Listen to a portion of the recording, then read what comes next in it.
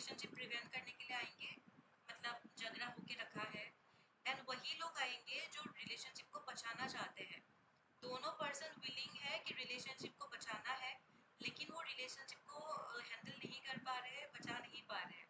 ठीक है, मतलब दोनों पर्सन कहीं ना कहीं चाहते हैं कि बचाना है रिलेशनशिप को, तभी दोनों पर्सन आए हैं, नहीं तो नहीं आते ना। करेक्ट। तो कपल काउंसलिंग हम कैसे करें? तो सबसे पहली बात हम क्या करेंगे, एक सेकंड।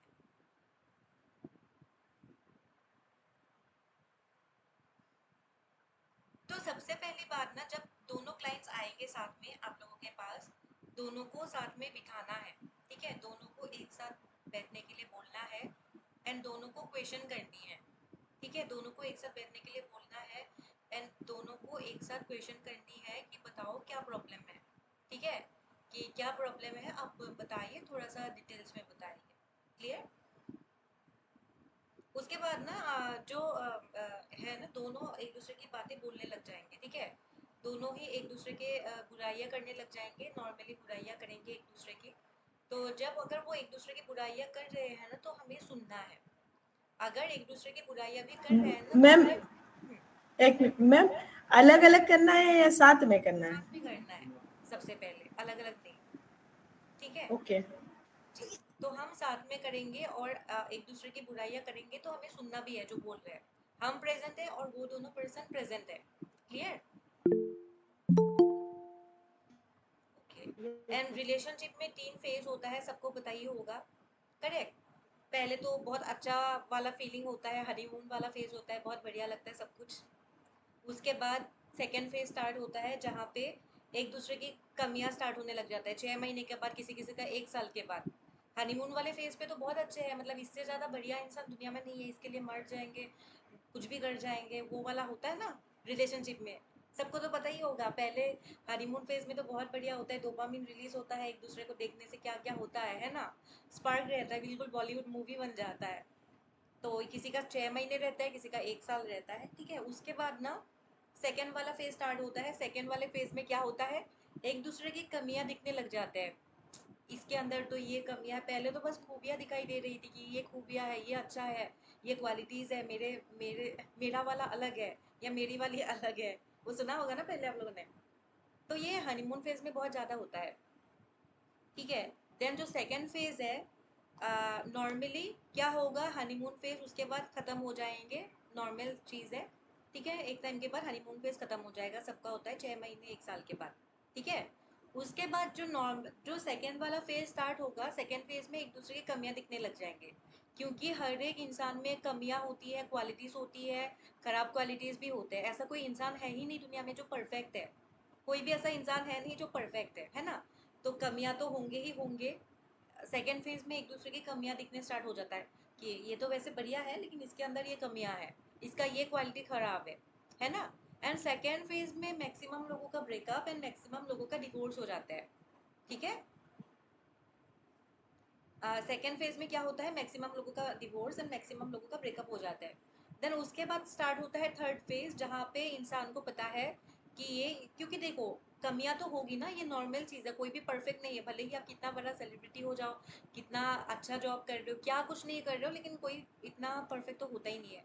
परफेक्शन तो मिथ होता है, वो रियलिटी है ही नहीं। ठीक है, तो थर्ड फेज होगा कि ये पर्सन का ये क्वालिटीज़ है, ये अच्छा क्वालिटीज़ है, ये खराब है। ठीक है, उसको पता है ये अच्छा है, ये खराब है, अभी जैसा ये मेरा है, अभी जैसी है ये मेरी है। जैसे हमारे मम्मी पापा हमें एक्सेप्ट करते हैं, कभी ऐसा हुआ है कि तेरा तो ये क्वालिटी खराब है, तू घर से भाग जा, तू हमारे साथ नहीं रह सकता, कभी नहीं बोला है ना, या तू हमारे साथ नहीं नहीं नहीं रह सकता, है ना। तो हमारे मम्मी पापा हमें अनकंडीशनली एक्सपेक्ट मतलब एक्सेप्ट करते हैं। करेक्ट। तो थर्ड फेज में रिलेशनशिप में ऐसा होता है, इंसान को पता होता है ये अच्छा क्वालिटीज है, ये खराब वाला है, लेकिन अभी जैसा भी है मेरा है, या जैसी है मेरी है।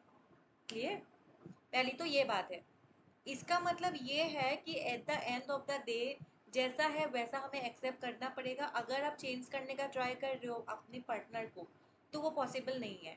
100% किसी का भी नेचर चेंज होता ही नहीं है। ठीक है, आपको एक्सेप्ट करनी पड़ेगी वो जैसा भी है। ठीक है, एंड कम्युनिकेट करना बहुत इंपॉर्टेंट है। मतलब फॉर एग्जाम्पल, कभी ये एक्सपेक्ट मत करिएगा, लोग एक्सपेक्टेशन रखते हैं कि ये तो मेरा पार्टनर है, इसको तो मेरी फीलिंग समझ जाना चाहिए। जब आप स्कूल में थे, जब आपको कभी पेट दर्द करता था तो आपको क्लास टीचर को बताना पड़ता था कि मैम मेरी पेट दर्द कर रहा है तो मुझे घर जाना है, तभी आपको छुट्टी मिलेगी, हाफ डे लीव मिलेगा, करेक्ट। सपोज आप कॉलेज से घर आए हो, घर पे आप डेली खाना खाते हो, कॉलेज में किसी ने पार्टी वगैरह दे दिया, आप खाना खा के आए हो, तो मम्मी को भी आपको बताना पड़ेगा कि मम्मी मैं खा के आया हूँ, मुझे भूख नहीं लगा है।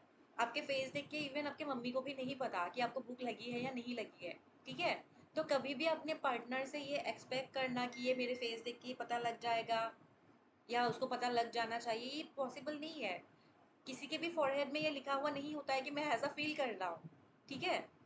तो एक तो वो एक्सपेक्ट नहीं करना है, और एक इम्पॉर्टेंट बात ये है कि हम क्या करते हैं ना, जैसे कि गुस्सा आने पे ना हम बहुत डिसरेस्पेक्ट करते हैं हमारे हमारे सामने वाला पर्सन को, पार्टनर को।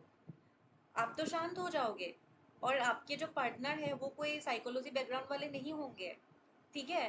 तो उसको कैसे पता लगेगा कि इसका इमोशनल ब्रेन एक्टिव था या क्या एक्टिव था, ठीक है। इसने सच ही बोला होगा, उसको तो लगेगा ना ये सच ही बोला होगा, उसको थोड़ी ना पता होगा कि इमोशनल ब्रेन एक्टिव होगा, लॉजिकल ब्रेन एक्टिव होगा, उसको लगेगा कि गुस्सा आया है कि सच ही बोला होगा जो बोला है ना। और आप तो भूल जाओगे, वो पर्सन कभी नहीं भूल सकता, आप तो शांत हो जाओगे, उसके बाद आप भूल जाओगे मैंने बोल दिया था तो बोल दिया था, दिल से नहीं बोला था।